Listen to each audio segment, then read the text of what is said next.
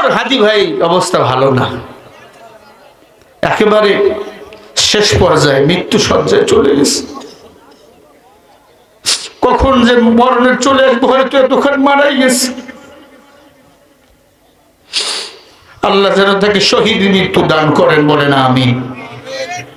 এই মাত্র খবর, অবস্থা খুবই নাজুক, হয়তো মারা গেছে। সিঙ্গাপুর থেকে যুক্তরাষ্ট্র নেওয়া হয়েছে, আমেরিকায় নেওয়া হয়েছে। আল্লাহর বান্দা দুনিয়ার মায়া ত্যাগ করে চলে গেছে। দোয়া করবেন আল্লাহ যেন তার কবরটাকে জান্নাতের বাগান বানিয়ে দেন, আমিন। এবং ও কবরে পৃথিবীর মায়া ত্যাগ করে চলে যায়। কথা বল না কেন? বিএনপিও ছাড় পাবে না, আওয়ামী লীগও ছাড় পাবে না, ডক্টর ইউনূসও ছাড় পাবে না। কে তাকে মারছে তাদেরকে ধরে ধরে বিচার বাংলার জমিনে করতে হবে, ঠিক না ঠিক? কি হবে এখন হাদি ভাইয়ের সন্তানের? কি হবে এখন হাদি ভাইয়ের স্ত্রী? কি হবে এখন হাদি ভাইয়ের বাবা? কি হবে এখন হাদি ভাইয়ের মা? আল্লাহ তুমি হাদি ভাইয়ের কবরটাকে জান্নাতের বাগান বানিয়ে দাও, বলে না আমি। মাথায় গুলি লাগলে মানুষ কি বাঁচে? এমন ভাবে মারতে হবে। রাজনীতি করতে হলে মানুষকে মারতে হবে, মানুষকে বিদায় করে ক্ষমতায় যেতে হবে। এই রাজনীতির দরকার নয়। এই রাজনীতির জন্য, এই ক্ষমতার জন্য আমার ছোট্ট কলিজার টুকরাদের স্বাধীন করে নাও। কথা বল না কে? তুমি ক্ষমতায় যেতে চাও, এতদিন কি করছো? মারতে পারো না আওয়ামী লীগদের, এখন তুমি তাদেরকে পারো না সমন্বয়কদের মারতেছো। আল্লাহর কসম প্রতিটি রক্তের ফোঁটার বিচার বাংলাদেশে হবে। দোয়া করবেন হাদি ভাই মৃত্যু সজ্জায়, আল্লাহ যেন তাকে জান্নাতের মেহমান বানিয়ে দেয়, বলে না আমিন। আরো জোরে বলে না আমিন। তার স্ত্রী, সন্তান, পরিবারকে ধৈর্য ধারণ করার তৌফিক দান করেন, বলে না আমিন। আরো জোরে বলে না আমিন। আল্লাহ যেন তার কবরটাকে জান্নাতের বাগান বানিয়ে দেন। গতকালকেও কথা বলতেছিল, গতকালকে চোখ খুলে দেখছে, শেষ দেখা দেখছে, হয়তো পৃথিবীটাকে সালাম দিয়ে দিয়েছে। আল্লাহ তাআলা তুমি তাকে জান্নাতের উচ্চ মাকাম দান করো। এক ভাই যদি অসুস্থ হয়ে যায়, তার জন্য দোয়া করার দরকার আছে না নাই? এক ভাই যদি দুনিয়া থেকে বিদায় নিয়ে চলে যায়, তার জন্য দোয়া করার দরকার আছে না নাই? এতে তোমার বিএনপির মন খারাপ, আমার যায় আসে না। এতে তোমার বিএনপির মন খারাপ, আমার যায় আসে না।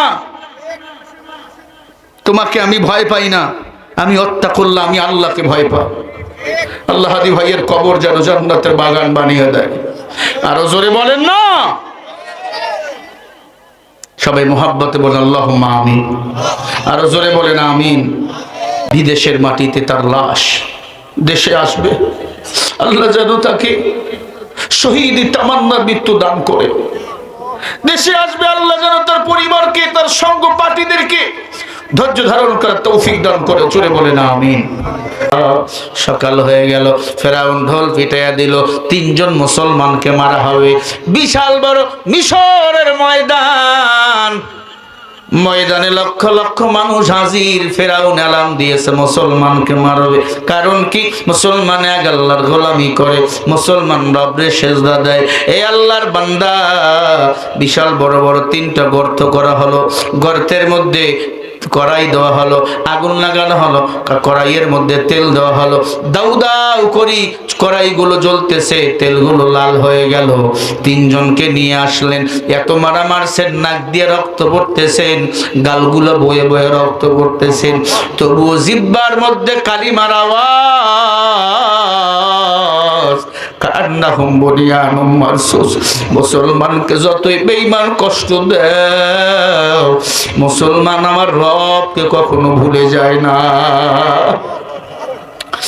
আজকে কিছু বেঈমান নতুন করে আলেম ইমামদের গালি দিতেছে। না, আলেম ইমামদের গালি দিও না, কপাল পুড়িয়া যাবে রে শয়তান। এতদিন যারা আলেমদের গালি দিছে, আলেমদের বিরুদ্ধে অবস্থান করছে, তারা এই জমিন থেকে দুমড়ে মুচড়াইয়া চিরদিনের জন্য বিদায় নিয়েছে, ঠিক কিনা? সাবধান, খুব সাবধান। মানুষ এখন সবকিছু বোঝে, ঠিক কিনা বলেন? ওরে আল্লাহর বান্দা, ইসলামের পক্ষে থাকলে এত বিপদ।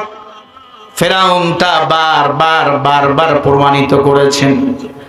মহিলা উঠতে পারে না, হাতের পায়ে রশি লাগাইয়া ঝুলাইয়া রাখছে, এমন মুরগির বাচ্চার মতো বাচ্চা দুইটাকে ঝুলাইয়া রাখছে। সবাই বলে ফেরাউন তিনটা বড় বড় কড়াই মানুষও দেখা যায় তিনটা, কি করবা? পাকওয়ান করবা নাকি পেঁয়াজু করবা না জিলাপি করবা? বলে না, আমি তিনজন মুসলমানকে তেলের মধ্যে ভাজবো, হত্যা করব।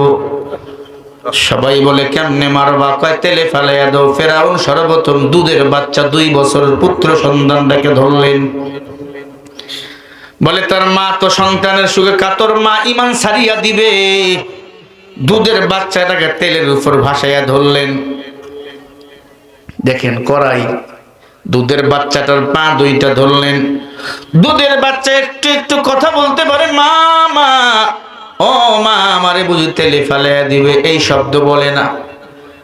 ডাক দিয়ে কয় ফেরাউন, ও ফেরাউন, যত চিন্তা করো তুমি আমাকে তেলের মধ্যে নিয়ে আমার মা কি ইমান হারা করবা? না, আমার মাও ইমান ছাড়বে না, আমিও ইমান ছাড়বো না। আমি দেখতে পাইতেছি আমার আল্লাহ জান্নাত নিয়ে হাজির হয়ে গেছে। ইন্নাল্লাযীনা ক্বালু রাব্বুনাল্লাহ, মুসলমানের রব আল্লাহ, আর কেউ নাই, কেউ নাই। মুসলমান ওই আল্লাহর গোলামি করে। ও এলাকার মুসলমান ছোট্ট বাচ্চা ডাক দিয়ে কয়, মা তুমি ভয় পাইও না, মনে করছো আমারে ফেলাইয়া দিবে, আমি বুঝি ইমান হারা হয়ে যাব। মা গো, তুমি ভয় পাইও না, তুমি যে আল্লাহর গোলাম, আমিও সেই আল্লাহর গোলাম। বলেন সুবহানাল্লাহ।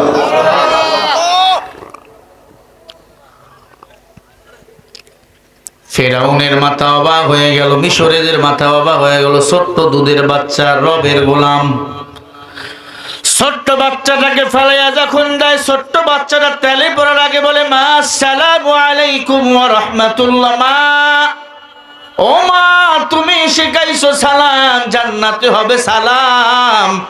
মা, সালাম দিয়া বিদায় হইলাম, আমি তেলে পড়তেছি। মা, তেলে কোনো কষ্ট নাই, এই তেলকে আল্লাহ ফুলের বাগান বানাইয়া দিছে।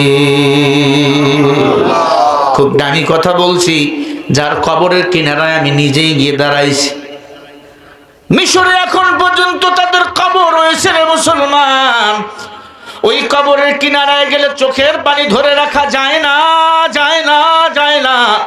হাজী সাহেব যারা হজ করতে যাবেন, পারলে মিশরের ভিসাটাও নিবেন, ওই কবরের কিনারায় দাঁড়াবেন, আল্লাহর জান্নাত দেখতে পারবেন। জান্নাত। ছোট্ট বাচ্চাটাকে ফেলাইয়া দেয়, নিমিষে হাড্ডিগুলো একদিকে চলে গেল, গোস্তগুলো একদিকে চলে গেল। এবার দ্বিতীয় বাচ্চাটাকে ধরলেন। মা শব্দ করেন, আল্লাহ শুধু, মা শুধু বলে, আল্লাহ তুমি যে সম্পদ দিয়েছো, তোমার মাল তুমি নিয়েছো, আলহামদুলিল্লাহ। দুধের বাচ্চাটাকে মারলেন। এবার মেয়েটারে ধরলেন, মেয়েটাকে বলে, ইমান সার, বড় রাজার ছেলের লাগে তোমার বিয়া দেবো, আমার আজে কেউ খানায় থাকবা, খানা খাইবার আজে কেউ ভাবে। ছোট্ট মেয়েটা ডাক দিয়া কয়, ফেরাউন আমার ভাই ইমান ছাড়ে নাই, বলো আমি কেমনে ইমান ছাড়ি? ও ফেরাউন, আমার দুধের ভাই কালিমা পড়ে বিদায় নাই, তুমি আমারে কষ্ট দাও, ইমান ছাড়বো না, মেরে ফেলো, আমি আমার আল্লাহর জান্নাতের ঘ্রাণ পাইতেছি। মেয়েটাকেও ফালাইয়া দিল, হাড্ডিগুলো একদিক চলে গেল, গোস্তগুলো একদিক চলে গেল। মা, মা শুধু একা একা দাঁড়িয়ে আছে। মাকে এবার তেলের মধ্যে নিল, মাকে ফেলাইয়া দিবে।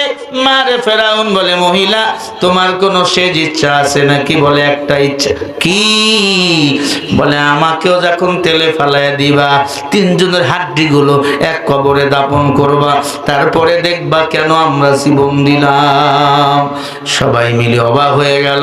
বাসার আকতি করলো না, কিছু খেতে চাইলো না, একটু সময় চাইলো না, শুধু দাপন করতে বলল।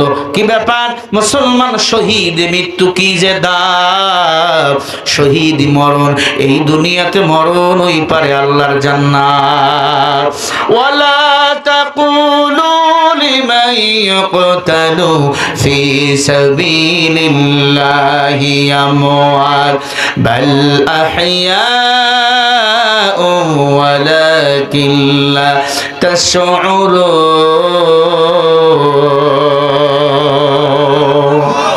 আর জোরে বলেন। আল্লাহ বলে দ্বীনের জন্য, কোরআনের জন্য যারা জীবন দেয় এরা মরা না, এরা হলো শহীদ।